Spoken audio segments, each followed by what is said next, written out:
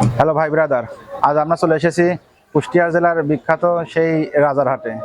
আর হাট মানেই তো জিলাপি, কারণ আমরা ছোটকালে দাদা বা নানার সাথে হাটে গেছি, তারা বলতো যে হাটে গেলে জিলাপি খেতে হবে। আর সেই সূত্র ধরেই বড় হয়ে আজ আসছি কুষ্টিয়া জেলার রাজারহাটে সেই ভাইয়ের কাছে জিলাপি খেতে। খেয়ে দেখি এটা স্বাদ আসলে কেমন।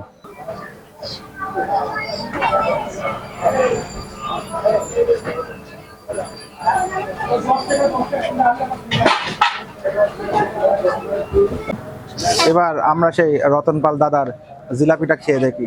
এখানে জিলাপিটা গুড়েরও আছে, চিনিরও আছে। এবার আমরা প্রথমে গুড়েরটা একটু খেয়ে দেখি যে কেমন টেস্ট। বিসমিল্লাহ।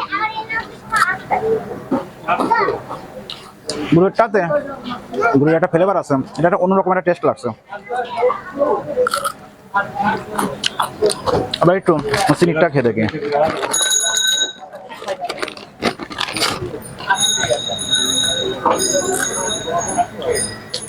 চিনিটাই অসাধারণ একটা টেস্ট আছে, যেটা এমনিতে জিলাপির যে স্বাদ তার থেকে এটা ভিন্নতা আছে এবং খুবই স্বাদ আছে। এবং হাটের জিলাপি বলতে অনেকেই ভাবে যে হাটের জিলাপি হয়তো ভালো হয় না, কিন্তু এটা খেলে আপনার সেই ভুলটা ভেঙে যাবে। এটা খেলে এটা অন্য ধরনের একটা ফিলিংস পাবেন এবং অন্য ধরনের টেস্ট পাবেন, যেটা খুবই ভালো। এবং আপনি যেটা খুঁজবেন যে এটা আসলে কোথায় পাওয়া যায়।